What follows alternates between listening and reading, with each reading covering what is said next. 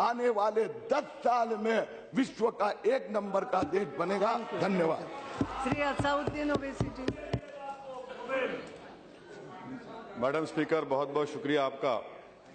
शायर मशरिक ने बिल्कुल मरकजी हुकूमत के बारे में एक शेर कहा था, थोड़ा मैं तरमीम करके कहना चाहूँगा कि तुम्हारे वादे अपने खंजर से आप ही खुदकुशी करेंगे, जो शाख नाजुक पे आशियाना बनेगा वो नापायदार होगा। वजीर आजम ने कहा था कि हम ना खाएंगे ना खाने देंगे। तो मैं हुकूमत से आपके ज़रिए से इस बात का मुतालबा करना चाहूँगा कि क्या वो एक ऐसा कानून बनाएंगे या मौजूदा जो प्रिवेंशन ऑफ मनी लॉन्ड्रिंग कानून है उसको तरमीम करके इस बात को उस कानून में शामिल करेंगे कि अगर किसी हिंदुस्तानी के बैरून मुल्क में, फॉरेन मुल्क में अकाउंट्स होंगे तो वो उसका अपने इनकम टैक्स में दिखाएंगे और कंपनीज का नाम दिखाएंगे, और अगर नहीं दिखाते हैं तो उसको प्रोसीड्स ऑफ क्राइम करार देंगे, उनके प्रॉपर्टीज को, असासे-जात को जब्त किया जाएगा, कॉन्फिस्केट किया जाएगा। क्या आप इस तरह का कानून बनाएंगे? दूसरी बात मैं आपसे जरिए से पूछना चाहूंगा मैडम स्पीकर, वो ये है कि हमारे मुल्क में सरमायादार जो है हमारे सियासी निजाम पर कब्जा कर चुके हैं, वो हमको यरगमाल बना चुके हैं, खास तौर से 2 बड़ी कौमी जमातों को। उसका यहां पर जो बहस हुई, कोई इस बात का शायद ही कम लोगों ने मुतालबा किया कि पार्टिसिपेटरी नोट्स पर, मैं कह रहा हूं कि उस पर बैन लगाइए। सबसे बड़ा खतरा इस मुल्क की सालिमियत को इन पार्टिसिपेटरी नोट्स से है, और मॉरिशस से पैसा यहां पर आता है, कोई ये नहीं पूछता कि भैया वो किसका पैसा है, कौन इसका पैसा है, इसका नाम क्या है, और यहां पर आकर पार्क कर दिया जाता है। आज हम जानते हैं कि इराक में एक बगदादी बैठा हुआ है जिसने $80 मिलियन का पैसा कमाया है। अगर वो कंपनी बनाएगा मॉरिशस में और पैसा स्टॉक एक्सचेंज में डालेगा, हमारा स्टॉक एक्सचेंज को भी खराब तबाह कर सकते हैं, मुल्क में दहशतगर्दी का भी पैसा आएगा। तो फिर क्या आप पर जिम्मेदारी आयद नहीं होती कि आप मुल्क की सालिमियत को और मुल्क को जो खतरा है दहशतगर्दों से, उनको बचाने के लिए मुतालबा करता हूं कि पार्टिसिपेटरी नोट्स पर बैन लगाइए, और जो कंपनीज और ट्रस्ट इन्वेस्ट करते हैं उनका नाम मालूम करवाइए। तीसरी बात मैं पूछना चाहूंगा कि HSBC से जो नाम आए हैं वो फ्रांस के एक फ्रांसीसी नेशनल ने हमको दिए हैं। यहां पर मरकजी हुकूमत ये कहती है मैडम कि डबल टैक्सेशन अवॉइडेंस एग्रीमेंट है, एक फ्रांसीसी नेशनल ने, हमारा एग्रीमेंट फ्रांस हो सकता है मगर वहां से आए अकाउंट स्विट्जरलैंड के हैं, स्विट्जरलैंड की हुकूमत ने या बैंक ने हमको नहीं दिया, तो आपको नाम का इंकशाफ करने कौन रोक रहा है?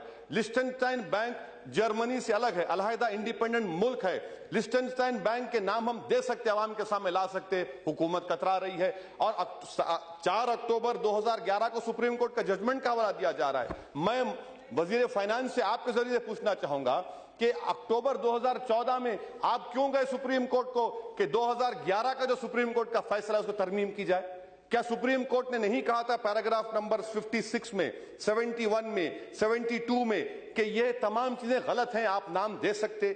मेरा 5वां मुतालबा हुकूमत से यह है कि अभी हमारे मुंबई से जो सांसद है बड़ी अच्छी बात कह रहे थे, मैं आपके जरिए पूछना चाहूंगा मैडम कि सिंगापुर में बायोमेट्रिक्स नामी कंपनी ने सिर्फ 45 लाख का अकाउंट खोला सिंगापुर में। ICICI बैंक ने उसको बगैर कोई कोलैटरल के 6,500 करोड़ का लोन दिया, और 2011 में 6,500 करोड़ रुपये यहां पर हिंदुस्तान को आया। किस कंपनी में गया? जो KG D6 में हमारी गैस तलाश कर रही है। वहां से सिंगापुर के हाई कमीशन लेटर लिखा 2011 में कि मालूम करिए इतना बड़ा पैसा आ रहा है। क्या यह हुकूमत जो वादा करती है, ऐलान करती है कि हम ना खाएंगे ना खाने देंगे, क्या वो गोदावरी में KG D6 में जिन्होंने पैसा खाया, मुल्क का पैसा है, क्या उनके खिलाफ एक्शन लेंगे आप? मैडम, अगर मैं गाड़ी के लिए लोन अप्लाई करता हूं तो ICICI बैंक मुझे लोन नहीं देता, उसके पास ना कोई ऑफिस, ना कोई कोलैटरल, ना कोई इक्विटी, 6,500 करोड़ का लोन दे दिया गया। मेरा 5वां पॉइंट हुकूमत के आपके जरिए है मैडम कि आज हमारे वजीर आजम और बहुत सी बड़ी जमात के लोग एक बहुत बड़े सरमाएदार के एयरक्राफ्ट में फिरते हैं। क्या यह बात गलत है कि SIT ने कहा है कि इस सरमाएदार की जो पावर कंपनी के जो इक्विपमेंट थे, इसने गलत ओवर प्राइसिंग करके 9,000 करोड़ का टैक्स दिखाया, जबकि सिर्फ 3,000 करोड़ के टैक्स थे। 5,500 करोड़ कहां गए मैडम? क्या हमारे वजीर आजम उसके एयरक्राफ्ट में बैठना बंद कर देंगे? क्या हमारे बरबसरे जमात के लोग उसको दूर कर देंगे? अगर आप ऐसा कर सकते हैं तो जरूर करिए। मैं आपके जरिए से पूछना, हो गया वजीर आज़म पढ़ने के रास्तों पर। मैडम देखिए मेरी बात, निशिकांत दुबे उस ओहदे में नहीं, निशिकांत दुबे साहब, मैं अदब से कह रहा हूं मैडम, उनके जरिए से मैं फकीर आदमी हूं, मैं खलंदर हूं, मैं रोड पे चलने वाला हूं, आप हवाई जहाज मुड़ने वाले हैं, भाई उड़िए, हम कहाँ हैं मैडम? मैं अपनी बात को खत्म कर रहा हूं मैडम।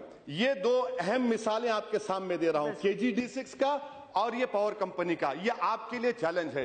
अक़वाम मुत्तहिदा के यूनाइटेड नेशन का जो कन्वेंशन है, आर्टिकल 14, 23, 40, 46, 52, क्या आप इसको शामिल करेंगे? या आप मुल्क को गलत बावर करा रहे हैं? आखिरी बात मैडम, हमारे हिमाचल प्रदेश के रुकने पार्लियामान ने कल कहा था करप्शन के बारे में। मैं उनसे पूछना चाह रहा हूं, भैया IPL का क्या है?